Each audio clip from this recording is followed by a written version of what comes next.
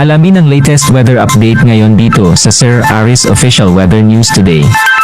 Sa ating latest satellite images, makikita po natin na tatlong bagyo ang nasa labas ng Philippine Area of Responsibility. So isa-isahin po natin yan. Unahin po natin itong bagyo na nasa hilagang bahagi ng ating bansa. Ito po yung bagyong Nene na naging low pressure area at lumakas po ulit, naging bagyo ulit siya, pero nasa labas po ito ng Philippine Area of Responsibility. Base po sa ating mga pinakahuling datos, maliit naman yung posibilidad na yung bagyo pong ito ay muling papasok ng Philippine Area of Responsibility.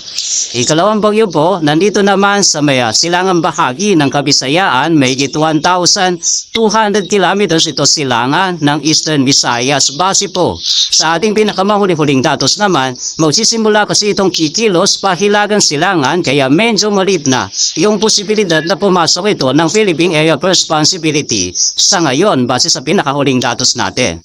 Ay isa pa nating binabantayan, ito namang bagyo na may international name na Sodel at huling lokasyon nito ay mahigit 2,000 kilometro silangan ng extreme northern Luzon. Binabantayan natin ito dahil malaki nga yung posibilidad na itong Sodel yung unang papasok ng Philippine Area of Responsibility, posible po by tomorrow, araw ng Lunes, habang itong bagyo naman na nasa may silangan ng Visayas ay susunod po, posibleng sumunod siya sa bagyong Sodel. So nagkakaroon po sila ngayon ng interaction.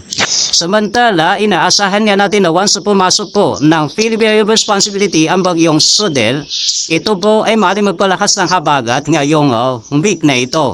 Mapapansin nga natin ngayong araw, ang habagat po ay nakakapeko lalong-lalo na ito sa may bahagi nga ng Batanes. Pag-record po tayo na malakas sa mga pagkulan sa Batanes, habang magdadala naman ng maulap na kalangitan na may makalagkat na mga pagkulan itong ito pong habagat natin ngayong araw, lalong-lalo na dito sa may area ng Northern Luzon. Makaranas din ng maulap na kalangitan ang malaking bahagi din ng Cordillera Central Luzon, maging dito sa Metro Manila at ilang bahagi ng Calabarzon at gayon din sa Cagayan Valley Region. Inaasahan naman dito sa may bahagi po, lalabing bahagi ng Luzon, itong area ng Bicol Region, gayon din dito sa may Visayas at Mindanao ay makalalanas ng generally fair weather, pero posible pa din yung mga localized rain showers and thunderstorms. In general po, inaasahan natin sa paparating na linggong ito ay magsisimula po yung hanggang humisimula lakas sa mga pagkulan, lalong-lalo na dito sa may kanlurang bahagi pa rin ng Luzon at Visayas, at tulad nga po ng palalakasing habagat ng bagyong Sodel once na pumasok ito ng Philippine Area of Responsibility bandang midway po. Asahan ng mga kababayan natin na magkakaroon na ulit tayo ng mga occasional heavy rains, habang today and tomorrow medyo maulap na kalangitan naman yung malalasanan.